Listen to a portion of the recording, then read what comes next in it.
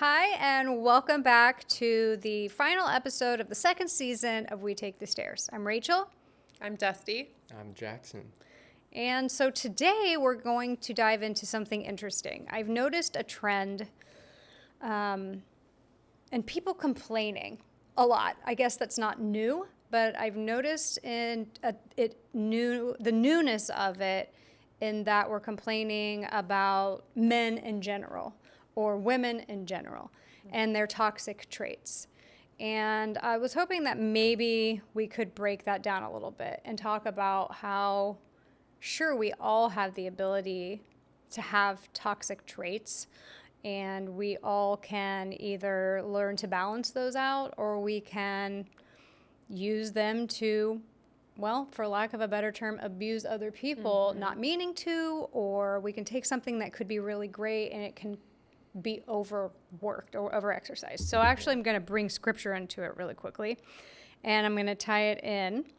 And it is Mark 7. I'm going to take parts of 14 through 23. So again, Jesus called the crowd to him and said, "Listen to me, everyone, and understand this. Nothing outside a person can defile them by going into them. Rather, it is what comes out of a person that defiles them." In 20, he went on to say, "What comes out of a person is what defiles them. For it is from within, out of a person's heart, that evil thoughts come: sexual immorality, theft, murder, adultery, greed, malice, deceit, lewdness, envy, slander, arrogance, and folly.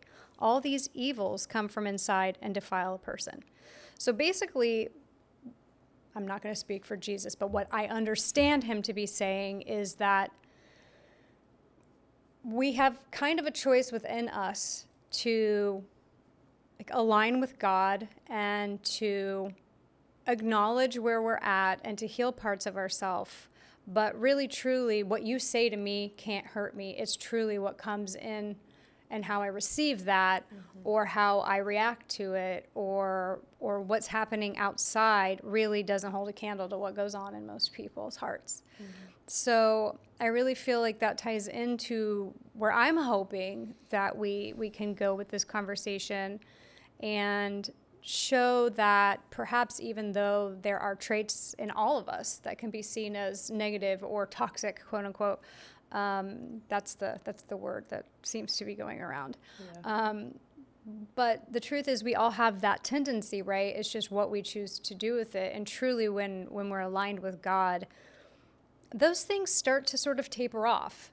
So, let's dive in. Yeah. I feel like this could be a really interesting conversation. So let's go. Yeah. You got Jackson, Well, I feel like you're ready. I feel like he's itching. He's ready. Go I ahead. actually don't know that much, but I'll be the first to say that I don't like this word toxic, so I'll be the first to say I'm probably toxic in some areas, but that's just because I'm learning, and as a scripture you read, our hearts, what comes out of us is inherently deceitful, and that's why we need Jesus. So, I mean, I can think of probably a dozen situations off the top of my head where I'm not super proud of how I communicated or what I did. I look back and I go, oh man, that could create an idea around what I said that isn't good. Yeah. But it's not about that in which gets labeled toxic. It's how I navigate with Holy Spirit. What does it look like to bring restoration? Is there reconciliation? Am I going to humble myself before the Lord and, one, understand that I need him, and then two, out of that place, go to whomever I faulted or wronged and say I'm sorry without the expectation of a certain outcome, and then being open to what is next. That's great. Yeah. I think you're right. Just without the expectation when you are wrong.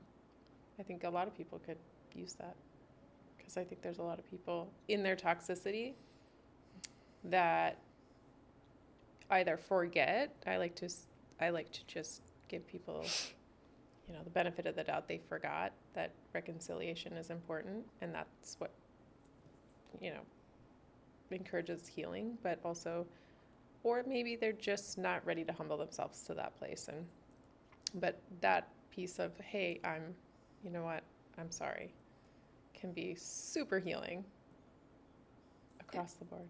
That's a big one. I'm sorry. That's really true. I mean, that's really interesting to humble yourself enough to just own your stuff, you know?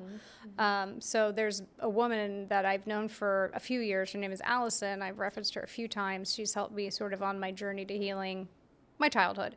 And she told me that people live about 80+% of their day triggered. And so if people don't know what being triggered is, even though that's also a word that keeps getting thrown around, it's actually when you are thrown back into a trauma that you experienced in your childhood, and then you literally become that age in that moment. So let's say you're a 43-year-old woman and you experience the trauma of someone yelling at you for the first time when you were, that you remember when you were 8. Yeah. So you lash out and you remember that, so you're triggered back to 8 at 43 years old. Yeah. No wonder if you do not do the work to heal, if you don't search for God, no wonder we're all overreacting. We're all like walking children in a reactive state. In our childhood and in the reactive state. So you'd be toxic because you're not grown up in that moment when you're handling that situation. Right. I mean, again, I hate to use the word toxic, but we're using the vernacular of today. Yep. So I find that interesting. I found that interesting. It was a little shocking that it was such a large percentage. But if we're all walking around wounded, that's tough. Well, I think we are all walking around with our own wounds and Band-Aids, and sometimes we're holding together a gaping wound with a Band-Aid, and it's ready to burst at any minute. But that's where, going back to the Bible, when we talk about love, 1 Corinthians 13. Read it Thank this you. morning. That's is coming to mind because it's so, I like to keep things so simple and tangible and easy. That for me, that scripture, actually, will you pull that up? Easily tempered. Yeah, will you pull that up for me real quick? Pull it up. Since you have the Bible. But that's such a simple guideline. Bringeth thy word. Bringeth thy word, please. That's such a simple guideline. And you can look at that and flip it 150 ways. And it's just, patience, kindness, gentleness. But in a world where people are not able to do that for themselves, how are we expecting people to do it for others? Do you want to read that for us? All right. Go ahead. Bear with me. This is the New King James, which I do really love. Love suffers long and is kind. Love does not envy. Love does not parade itself. It is not puffed up, does not behave rudely, does not seek its own, is not provoked, which that's what I was saying, thinks no evil, does not rejoice in iniquity, but rejoices in truth, bears all things, believes all things, hopes all things, and endures all things. Love never fails. Yes. So that, I think that particular scripture is thrown around in this world so often in so many ways, in so many weddings, and it's equal. The word toxicity gets thrown around so many ways, so many directions. But if we're not doing that healing with ourselves, let's say, okay, again, I posed that question before you read the scripture. If we're not healing ourselves, which we're living in a world, like we were just saying, where people are walking around unhealed, if you're not doing the work, and it's hard, how are we expecting other people to do it for others? So before you answer that, I just have to I have to talk about this recent thing that happened. So I was in New York. I was visiting Junior. We were doing one of the podcast sessions there in New York City, and I was on the subway at night, and Junior was there. I wouldn't have gone without him, but I was with my younger son David too. We had just gone to see a concert, and there were some women on the train. And what struck me as interesting was how loud this woman was being compared to the entire railway cart. And what she said stuck with me in a way that I've had to sit and argue so many times in my mind. She said, well, I used to be religious and I used to believe in God. Then I moved to New York and I realized that God and Jesus are a way for people to cope. And I want to laugh so hard because in truth, I've never worked so hard on myself as when I started to walk with Jesus. you change. There's no Yeah. coping here. There's Yeah. no, oh, it's all okay. It's not. You begin to do work like you have never done before. Chisels away at you. It chisels away. It causes you to heal these things. Yeah. And so I no longer want to tell anyone off because I have found healing within myself. Through his directive, through his guidance, and you through start his to words. understand Exactly. the depth. Exactly. And so many people have turned away from this idea. And when we do that, we're Or just only have hurting no idea. ourselves. That's correct. Or That's just correct. have no idea. You're right. The healing, You're right. that's the healing power Yeah. of Jesus. Right? I think about the word toxic. It makes me think about the previous episode we just recorded about how, no, it was 2 episodes ago where we talked about body count. And I told our friend who was on the show, if someone's asking you your body count, I would reevaluate who it is you're talking to and why you're talking to them. Because it reveals where their values are in the question itself. And yes, is judgment inevitable? Sure. Like, I'm judging people and I try not to. Sure. And that's where having the mind of Christ is really helpful. But It's true. it's the same thing. Like, if I'm out to find toxicity, one, I will find it. That's what your brain does. When you're looking for it, it'll find it. It's Yes. confirmation bias, right? Yeah. The other thing is, like, if you're going to take the time and attention to look, find, point out, and then confirm, like, you are in the wrong camp to begin with. And that, again, in itself is revealing where your heart is, which there's no grace. Right. And that's the other part of this that I feel like I really want to hit on is, like, there needs to be more grace. And Definitely. of course, the flip side of that is, can you just let bad things happen? No, of course not. There needs to be accountability. So where I go with this is, where do you feel like as women there is toxicity that is not being held accountable?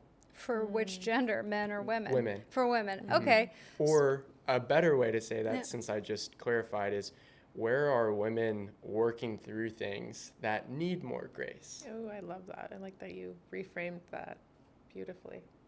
Well, again, I have to ask grace for who. So I feel like Women specifically. For women specifically. Ooh. And then I'll attempt to answer. Unless you have No, something you on the go top, for it. I'm going to go right back to what we spoke about sort of recently too, about, modesty, right? We've been taught that our bodies are the focal point, Yeah. right? Beauty. What's beautiful? Showing it off. That's what culture has taught us since, at least since I was little, right? Like Playboy, media, magazines, all the Cosmos and it started like teen magazine. It's all the makeup, the hair, the more the skin, the more beauty, right? So it's become an unlearning. So giving us grace in the unlearning of that, getting through your 20s and being like, wow, you know what? I actually really value myself more than that. Because I think, there's so much learning that happens from 18 to 28. And I look back and be like, that young woman is so far from who I've become in Christ. Oh, yeah. And growing up, I'm not even going to say that I didn't grow up with the understanding of Jesus, because I did, but it was just looked very different. It was very confusing to me because I had a lot of different inputs. Sure. But you're still not, you just don't know what you don't know. And so when you come back around and you start reading the Bible or start being curious about what does God say on this matter, then you're like, oh, it's like, there's just the undeniable healing that happens. And you're like, oh, makes a lot more sense. I can forgive myself for not knowing and thinking that it was cool to wear booty shorts out to the club. Like, what was I really looking for? Yeah. In that, what all the girls were like, yeah, girl, you look good. Like, but really what was I representing in myself? So giving us grace in unlearning the things that have created this Well, culture. for me, I actually think that you're 100% right, but my mind went somewhere else. So I feel like henpecking, emasculating, and overmothering men Oh, yes. is Ooh. somewhere Ooh, that, yes. oh, I know I'm not popular with women. You're 100% right. I'm right, but it's not popular. So, I have a unique perspective of being a mother of 2 sons and watching them grow. And here is what I have learned about the men in my life. You need to let them grow. You need to let them mess up and make mistakes, and all you can do is be there to support. And I'm the mom saying that. If you have a spouse or a significant other and you're henpecking them and constantly fussing at them, or you're mothering them, or you're taking over their ability to make a decision, that's toxic. That's not helping. Yeah, That is either enabling them to not do what they need to do, or it's enabling them to be a jerk and you're taking over, and then they're really not listening but pretending to listen. And a lot of men feel comfortable in this in relationships because that's how their mothers were. As a mother, I am not perfect. Right. Really, really far from perfect. But man, I'm trying you do a really good hard job. every day. I hope some days I do You're a good showing job. up every day. I do show up every day, and boy, I love them perfectly. Yes, But I yes. don't know if I'm really close to anything. You know, I honestly always say I think they deserved better than me. Still do, but I'm trying my best. It's tiring, but I will tell you that the way that God parents us, in a way, is really what I have evolved to trying to do and emulate with my own children. Understanding that, okay, look, these are the consequences of your actions. I'm going to tell you right here, this Here is it is. most likely what's going to happen at some point. By all but means. it's your life. And instead of helicoptering or scooping them up to where they're not able to continue on in life and they seek relationships that are unhealthy like that. Now, I'm not saying women don't do this. Women have, but we're talking about women. I think we don't have enough accountability in how we're treating men.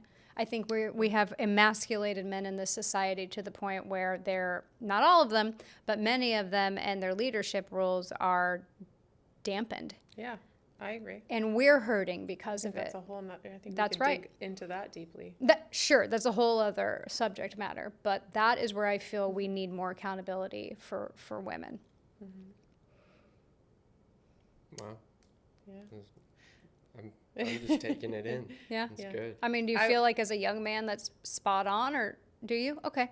I agree. I feel like most men that I talk to, I think most, men give grace where women are not seeing it. I have done so many interviews with men. And again, thank you to the men who've allowed this, because I have found people all over the world, really, Yeah. where I've just been like, can I just ask you a question? And sure. And they're always really nice about it. Guys give a lot of grace, sometimes a lot more than women. I think you're right I think you're 100% right. And that was a on that hard one, truth. actually. Yeah. Especially to women. Have you ever worked in an environment with women? Women are pretty cutthroat. They are. Not even always because they have to be. No. It is. It's sometimes Yeah. by nature, I think, or learned behavior. Yeah. 100%. Like, I would say that going back to what you said about, mothering is such a sort of, it breaks you down and yeah. heals you and Yeah. teaches you. But becoming a mother has taught me how to be less reactive, how to acknowledge my own wounds Oh, yeah. and see different patterns and ask God for more patience, more presence, more wisdom, and even more, it's one step further, being a stepmother, where you have less control about, extenuating circumstances of surrendering Yeah. and knowing that, like, my job is strictly to lead my home with the best intention and the most love, and going back to God. Like, what does He want? Like, where there are tough questions where I know that could be misconstrued, it's like, okay, well, what does the Bible say and why? Because then it's not like my opinion, it is The word. the Word. Right. So teaching me how to come back to the Word, like, Yeah. It's, No, you're right.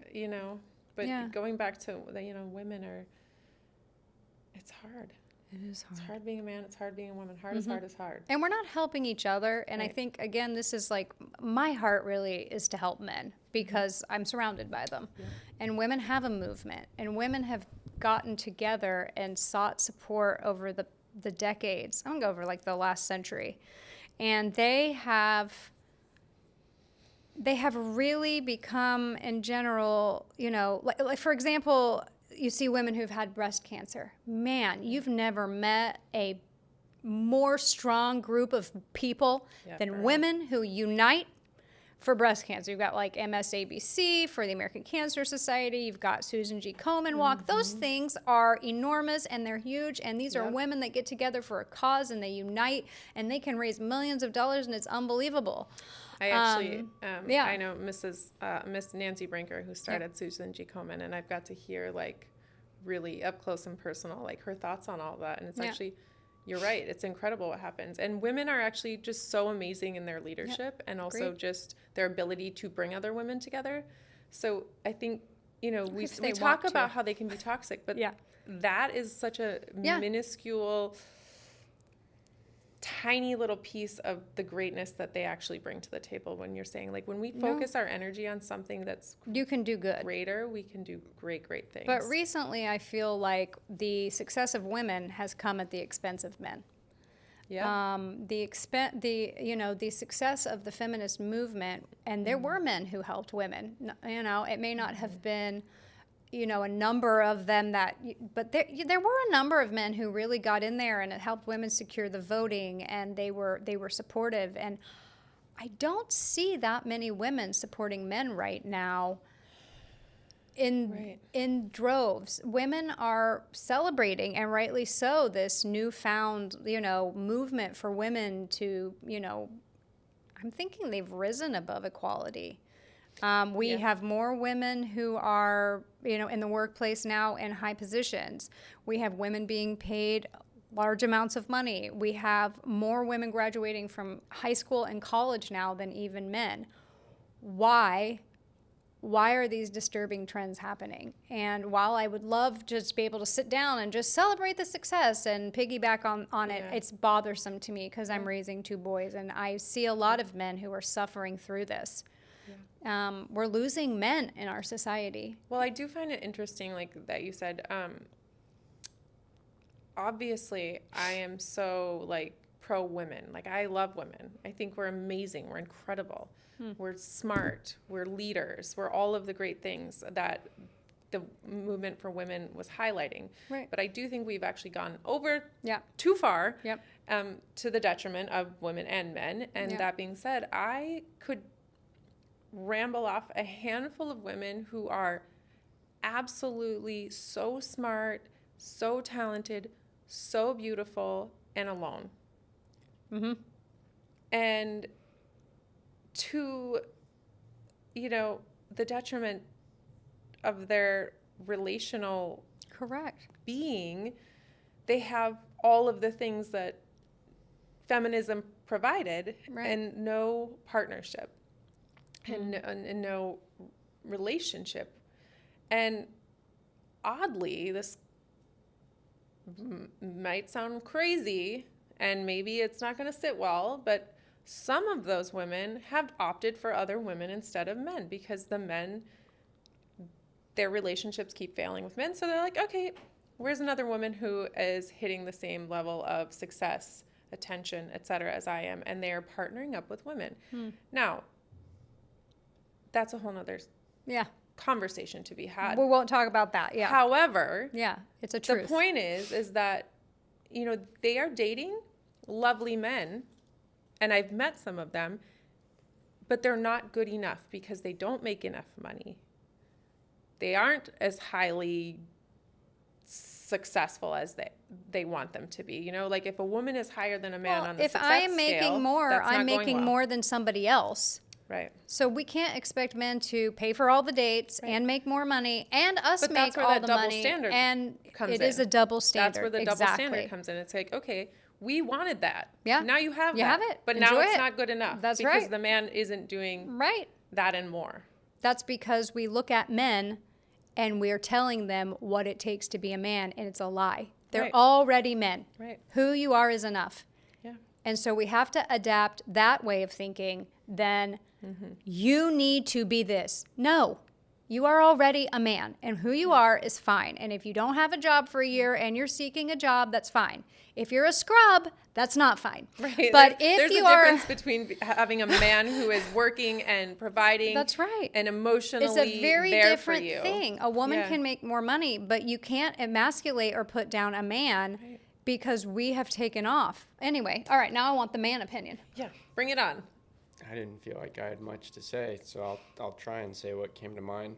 Is I relate with the perspective y'all are sharing. I was the good guy, and the good guy didn't get the girls because I didn't look like the strong guys or the guys providing or this or this. The relationships I saw were unhealthy, but I wanted to be like those because they were dating and doing things, so it looked right. But fast forward, I was in a relationship where previously, before my lovely fiance, Carly, I love the look each time. That's right. Every time you say it, you're like, oh, yep, she is Yeah. my fiance. That's right. Prior was in a relationship where some of the language that I would hear during certain situations while being a young entrepreneur trying to start something alone was, I dated a guy before you who was in his mid-30s. Meanwhile, I was like 24. In his mid-30s or like 36 or something, and he had a multi-million-dollar company. Like, what the heck is going on with you? And She should have stayed with him and if she liked him that much. And a lot of this frustration was communicated in a way that was, you're wrong for being this, and you need to be this. And it's hard because I get it. I think I do, at least from the heart perspective. What came out of that? No, I don't agree with that.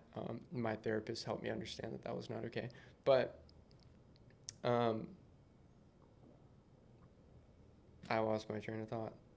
It was detrimental to who I thought I needed to be as a man. It made me think. It ingrained more of what we're talking about from Right. society of this is what it looked like to be a man, and that was The my tear down. experience of what toxicity was.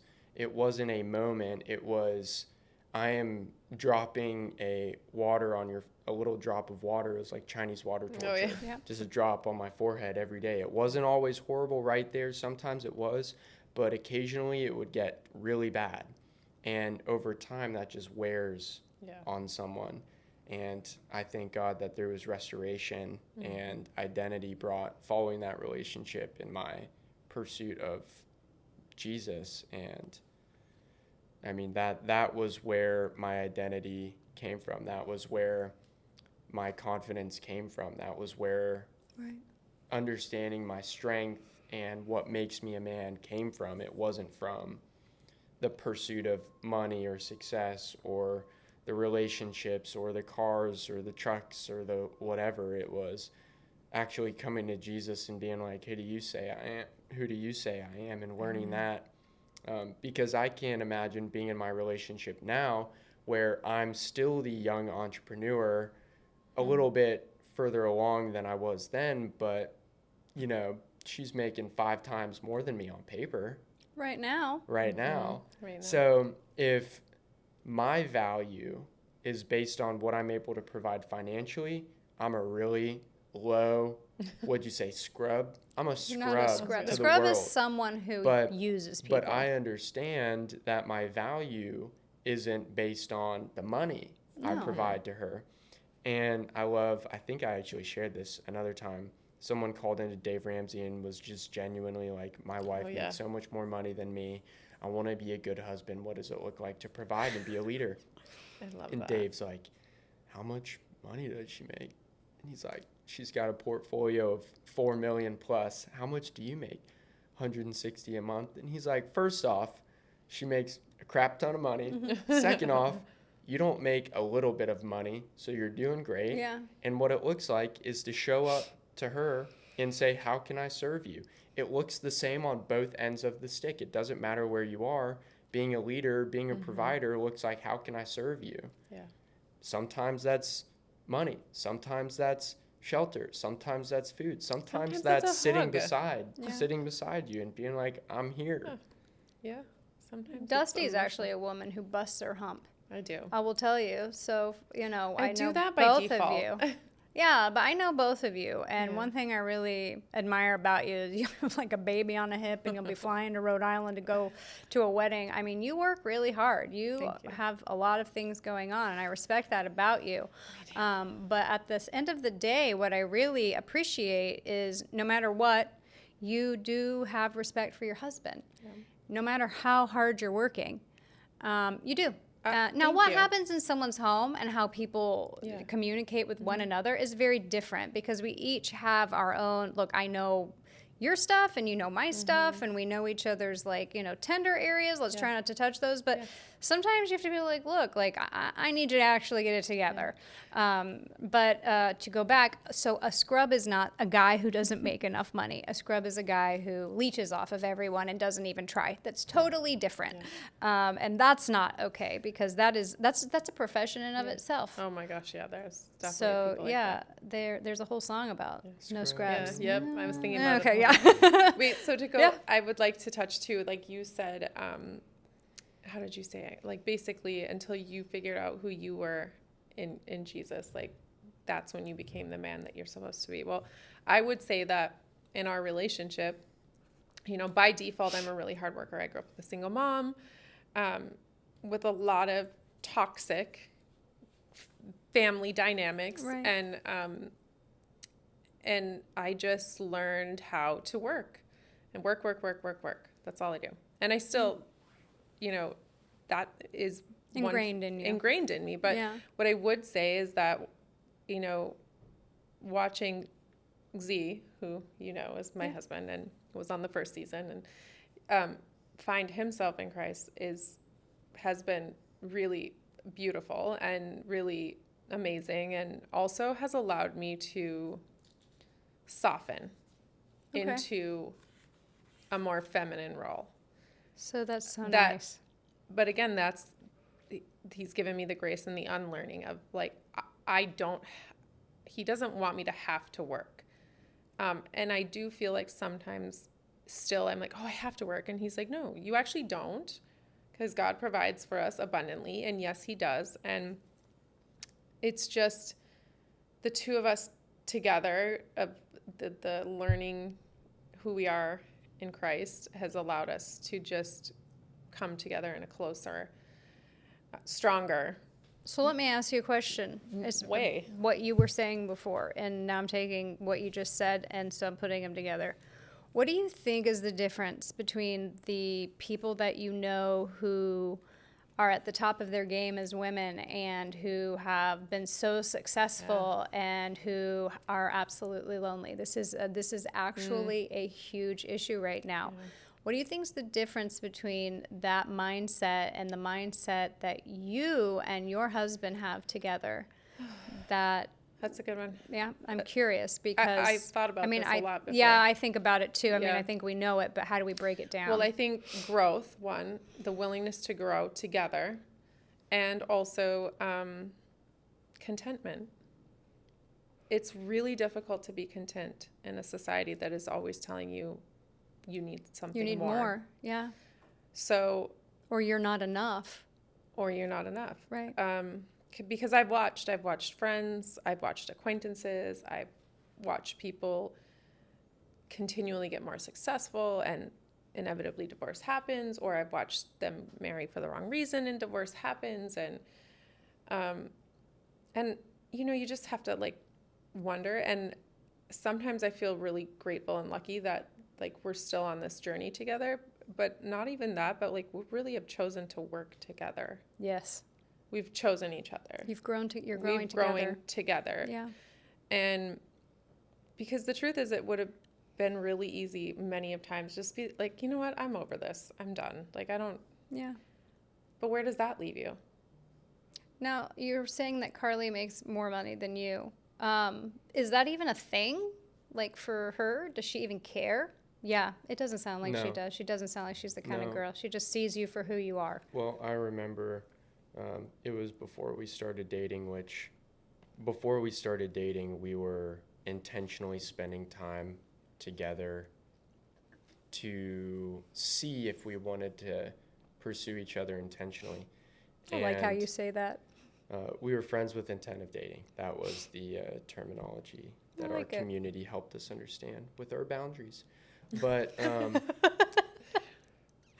I remember being so convicted one day because a lot of the hooks that the enemy has in me is around identity with money. So, pursuing money or success and seeing that as valuable. So, I had just left the one job that I tried being full time in the midst of this 5-year entrepreneurship, and I had given up the income I was making as an entrepreneur to go work for that company. So I took a hit there, and then my expenses went up. So I'm making less, I'm spending more. Great opportunity. God closes the door and tells me, "You're not allowed to work." And I was like, "God, you know my financial situation. I just got out of a job where I was making less, my expenses were more. I didn't have much in savings before. You told me to buy all this podcast equipment, which was thousands of dollars. So now I'm in the hole less because of you. And now maybe you're you. telling me not to work." And he was like, "Those 2 clients that you have, keep them. You're not allowed to do anything else." It's like, that doesn't even pay my month. Yeah. I'm like, what do you mean? And I think for 6 months, it might have been 5 months, I just had to watch my account. Dwindle. And for the first time in my life, as the son of 2 parents who talked about money a lot, taught me how to save, taught me how to manage money, thank God, I saw my account go negative. And it got to the point where I was like, I was not paying the little bit on my credit card because my account was still positive, my savings. And the conviction hit so hard, I go, no, I just got to do it. Paid off the credit card, account goes negative. I'm like, okay, Here we are. here we are. What now? Is there fire coming The from? world fell apart. No, and that day I was so convicted. I was on a walk with Carly, and I just go, "Hey, I want you to see this, because if we're going to end up being together, I want you to see me at this point, because you're the person that I want to see when this changes, and I'm believing that it will change." Turn around, and I'm like, negative 0.069, negative 69 cents or whatever. And she just looked at me and was like, "Okay. What?" I go, "Yeah, here." And, she took to heart what I said, but her response was something along the lines of, "Jackson, I don't care. That doesn't mean anything to me." That's a real woman right there. Good job, Carly.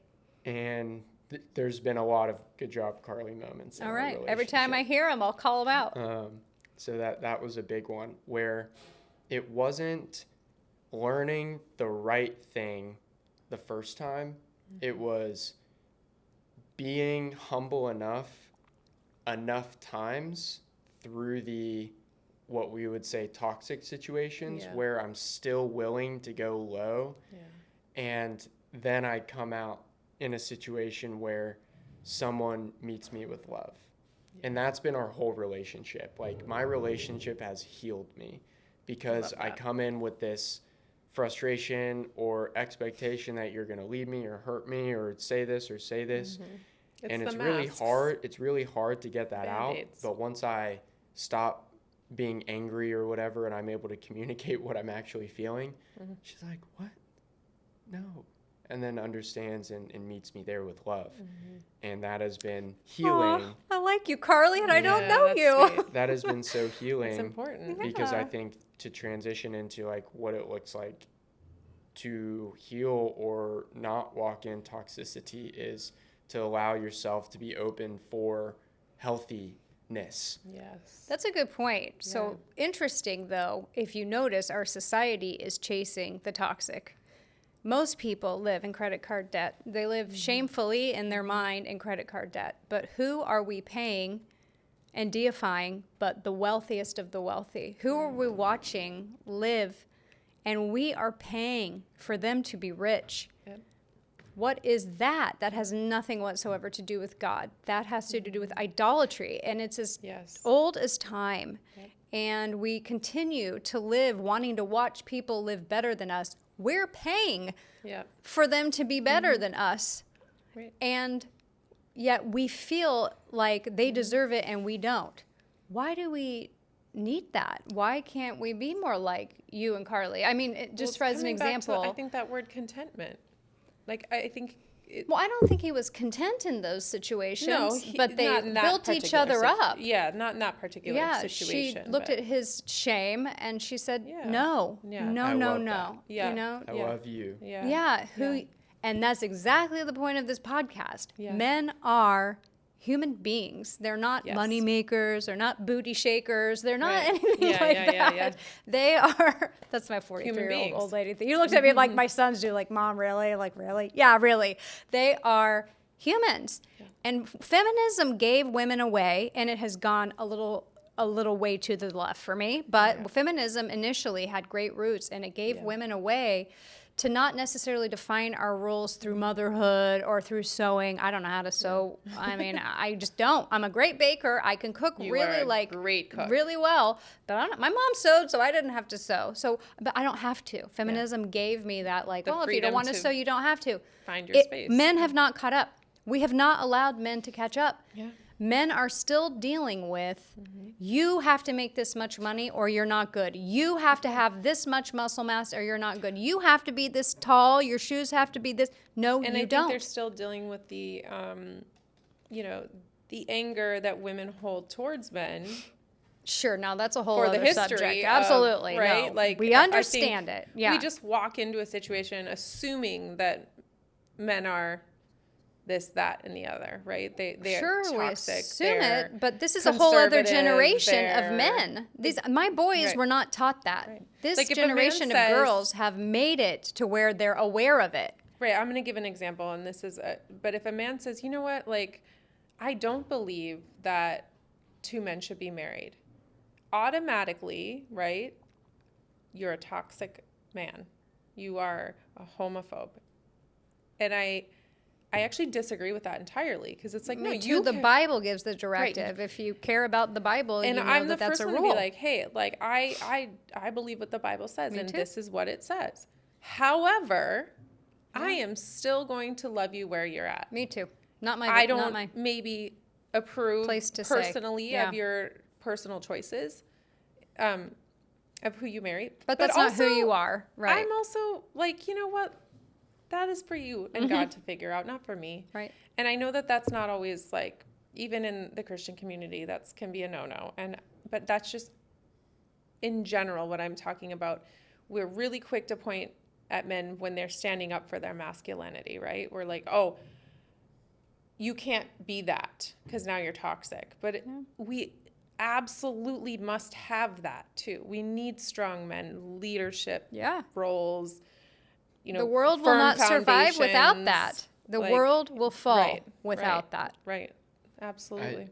I think, funny enough, if as a woman you can love a man where he's at, he will end up. Now, I can't promise it, but he will end up doing the things that you ultimately want him to do. 1,000%. in time. No. No, I agree. Oh, That's how it never should mind. be. No, I agree. That's how it should be. There are men who are not that way, though. There are men who absolutely are not that way. And so you have to have the realistic truth around that. I think the men under my generation, let's go with 40 and under, I will agree with you on that. The men 40 and older, no. It's a completely different generation. And I think that you all are paying for the mistakes of that generation. I think you're dead on with that. You have different mothers that raised you. They have a different kind of mother that raised them. Well, I have think they had specific missing fathers. examples. We all have missing fathers. No, but I'm Dusty. saying your generation, the 40 This whole and above, generation, yeah. many of those men were gone in military. And now men are gone by choice. Well, and now men are gone, but many of those men were gone in military, right? And during that Yeah, time. but there was a purpose to them And they're being gone. Right. But it was still, there was a lot of disconnect between I think it the has to do with child the rearing. mothers. There weren't present fathers, whether they were, and they came back, however. Do you cry in front of your kids? Yeah. Yeah, that generation of moms didn't. And they That's what I'm are saying. proud of it. No. The dads were gone, but the dads of today are gone too, which is again why I want this podcast to really like reach men. We need men. But we the need them younger healthy men are more present than ever. because of the moms. Well, yeah, that might be, but I'm saying young men in my age bracket, and I believe there I are agree. facts on this. They are more present than Yes. ever in their children's lives. You're right. And they, like what we're saying, going back to the church, and they are going to practices, and they are helping in the home. And But those are the not men all who of are them- weary and growing angry. Correct. Yeah, and But so, we are seeing an uptick in that of men being present, whereas 40 and above, no, they're not they've- at all. They're completely checked out So most of the time. luckily, you guys are, I think, finding, restoration. And Do you think so? I think, I'd like to think so. I don't think that there's any healing in young men. I think young men are becoming angry, they're disenchanted, and they don't want to get married at alarming rates because young women are screaming at how terrible they are. Okay, so young are we talking women- 20 and below are feeling that, or 20 and I'm going with between like 20 and 30? 25 and under. I mean, maybe Okay. there's a magic spot between Maybe. That's what I'm saying. I think there is a 25 and magic 40. spot. I Okay, think there well, it might but be, right, but but yeah. these guys, well, but they're, I'm going to say, I hate to say it, they're too old to care. It's Yeah. the young kids. It's Yeah. the kids that are in like Yes, my yeah, kids' the age and teens. the teens, To or even early the guys 20s. in their 20s Even and, the 20s, yeah. 20s. They're like, what is this? Why am I paying for this dude's mistakes? Like, I'm sorry, like, I hate to say Epstein or Trump or whoever. Well, the Me Too What movement. the mistakes that these women, that these men have made with these women are not the fault of this kid, Correct. but he's paying for But it. they're paying for it. But that's the Me Too movement, right? Since the Me Too, right? Then it was Started a little before, but yes, it really concreted. pointing, and then it's like really dug its heels in that men are bad. Well, they're saying men are bad, But- and there are some bad Right, men. Don't there get are me wrong. absolutely 1,000,000,000%. But again, So, but that's how that's do we, toxicity on women's part, Correct. and that goes back to your question. Right. That's henpecking and emasculating men in their roles. And how do we stop that? How do we just like be like, whoa, our society is splintering? I mean, you and your fiance give me a lot of hope because I see a young couple working together. But think about how much work that's taking. Think about the number of people who are coming together from your church, from your community to be like, no, this is what holds a marriage up. You've got two good people, but your messaging is right. The problem in our society at this point is our messaging. Well, I could give a tangible Let's piece go. of advice would be to, when you are speaking to men or women Yeah. in conversation, is to build each other up Absolutely. in conversation, eye to eye, not on social media. We're not having conversations on social media. That gives me the ick. Social media is out. Bye for conversations. Doesn't even have to Go be. to the Look at, coffee like, shop the and look at the man Kardashians. and say, hey, thank you. I appreciate you. That's getting me my great. coffee," And you I know? love that. And that's how we should be acknowledge living. people. But how are we living? Look at the number of people who, and I'm sorry, I'm not bashing the Kardashians. Proud of you all for making your money. You even you were so interested and invested in making money that you had a complete sex change. Great. Bully on you. But you're that interested in attention. But we're watching it. Right. And so poor Kanye West gets raked over the coals because, Kim Kardashian doesn't love him. And I'm not talking about them. I'm Right. just saying the headlines, right? Right.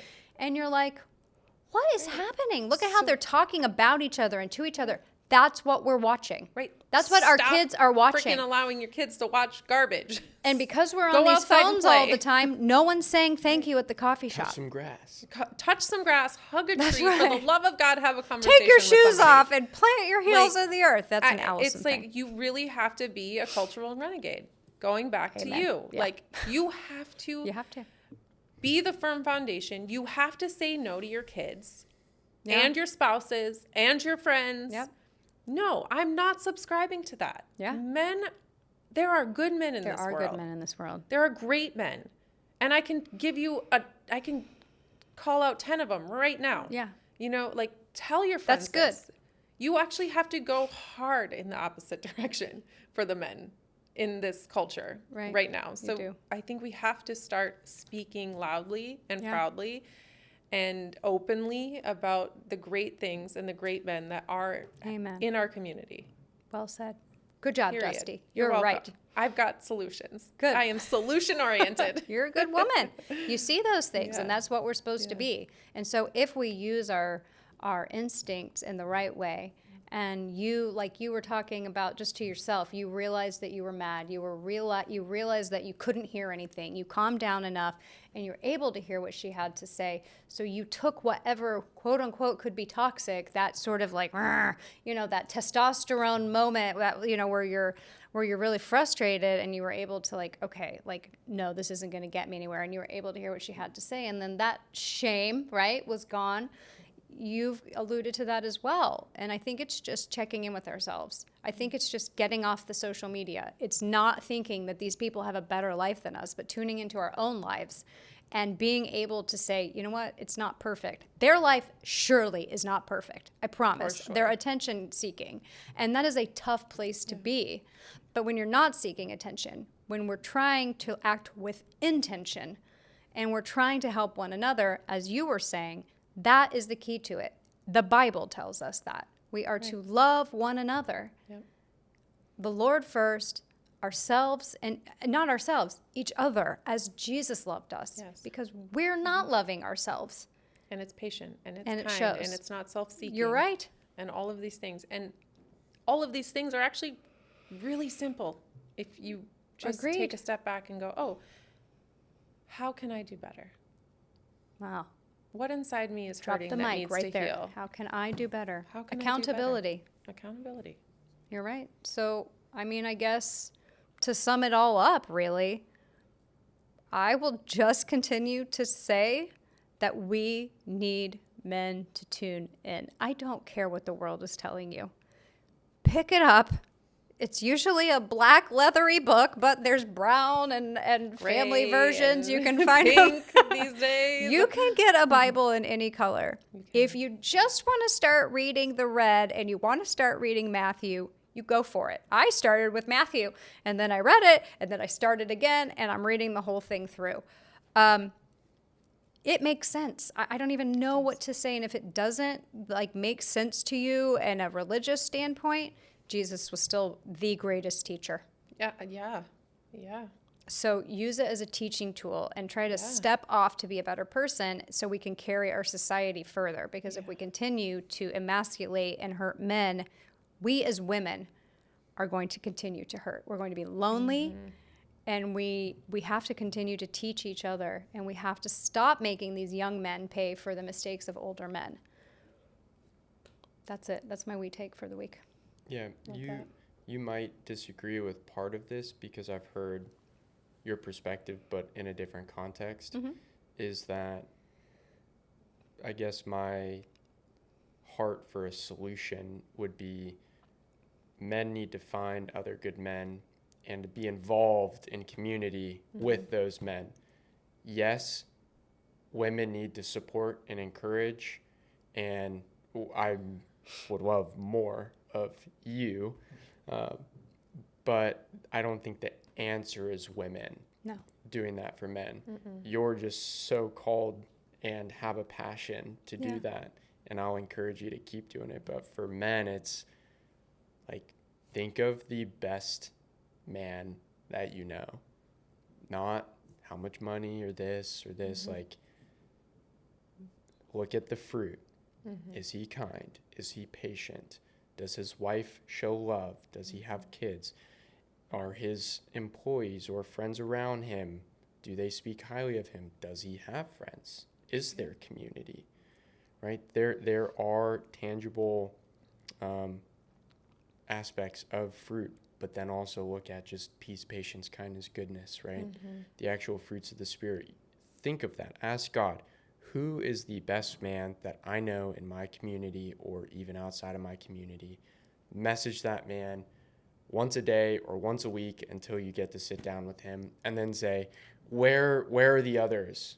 And then start meeting with them. I would say that's the beginning. The other part of that is once you're inside of the community, don't run to be that man for someone else. Learn who you are, learn what God-given strengths you have, and nurture that. That's where I am. And then the next phase of that would be mentorship. Yes. Of make yourself available for other men, and then also, if you have a heart for it, try to find someone to pursue and say, hey, I know you might not want this, but hey, would love to meet with you and just hear what it's like being a 20-year-old. Would love to learn from you. What? Me? Okay. Yeah. So that would be my 26-year-old advice. I agree Your with everything retake. you said, by the way. Yeah. I just think women shouldn't tear men down. I don't Yeah. think that's helpful, but I definitely think the key is healed men so they can help heal. And Young healing men. Yeah. Men that are willing to. Well, they have to be healed first. Well, I don't think healed is. There's no end game in healing. No, but if you're walking with Christ, you are a healed and Yeah. healing person. It's a Yes. forever journey. You have to acknowledge the pain, Yep. start to heal it, and Okay. then only then can you move forward. So that's All right. I mean, That's you're your clarity. right. I You're right. probably just Yeah, didn't no, you're quite right. convey that right. I That's what I can meant. appreciate the clarity. Yeah. Right, yeah. Cool. I also would like to say that I love what you just said, because at church this weekend, Coach Tom Mullins from Christ Fellowship did a service, and it was exactly that. He said, pursue young men. He's like, I need all the old men here. We're battered, we're bruised, we're beat up. You know, he was a football coach, football guy, so he used football and also a Super Bowl weekend. But he said, we have to pursue our young men. We have to get them together. We have to have their backs. You know, we have to hold them up. And I think you're 100% right. I think it's a must, an absolute. Yeah. So thank you for sharing that. Yeah, I mean, if anything, it's a calling for someone young like myself to position myself to be that for someone else. Yeah. Mm-hmm. You know, it's certainly God first and now my fiance, and that's all the encouragement I need. Mm-hmm. But that responsibility puts me in a position of like, okay, it does make you ask the question, is she the person or is Jesus the person? And I think that's a healthy question to be able to ask yourself. And for sometimes to be honest and go, Carly's the thing right now. And the Lord's like, make it You're me welcome. again. No, make it me again. Make Yeah. it me And I'm again. like, oh, okay, got it. And through that is how I learned to be the husband that she needs. And with the responsibility is how I recognize what it takes and then can be that for another guy. Nice. If that makes sense. Yeah. It does make sense. Wow. And I think my wee take is just that we as women need to stand up for men Yeah. and good men, as you said, like really, you know, share stories of greatness. Like that is one piece of advice I took from someone who's older than me and in the Word. And it is just that the way that I speak about and around my marriage and my husband, because, you know, they say you say one bad thing to your group of girlfriends and they're going to hold on to that forever. Oh, yeah. Right. So changing the narrative, you know, culture against is, oh, let's get together and bash our husbands. Like I will not do that. No. I will not even sit in a circle that does that. That has no interest to me. I will sit in a circle that we pray, that we don't even have to pray. I like to pray, but we can just talk about the greatness that is happening, because we all have our moments of downfall. Sure.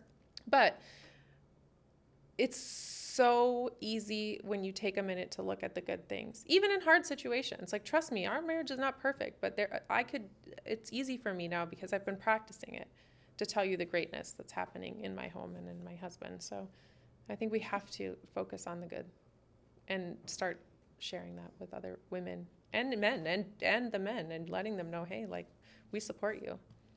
We appreciate you. We appreciate your willingness to work, to heal, to be open about your struggles and share those. So thank you. Yeah. No, I annoy myself some days, so it's someone else that I live with is bound to annoy me. I think we just have to remember that we ourselves are annoying, and that some of our 1000%. habits and quirks can get annoying. So tolerance and grace, going back to grace, you know, Jesus gave the ultimate gift of grace to all of us. So if we can just sort of continue to walk in his footsteps / sandal steps, I think that we can. Barefoot. I'm a barefoot girl. Okay, barefoot. Maybe, I'm sure he was barefoot too. He might have had a pair of sneakers one day. Who knew? Yeah, who knows what they had? Little leaf ones. Anyway, all right. Well, thank you so much for joining us for season 2, and we look forward to bringing you a few episodes of Let's Break Bread, and then we're off with season 3. Yay! And so we'll see you next time. Bye.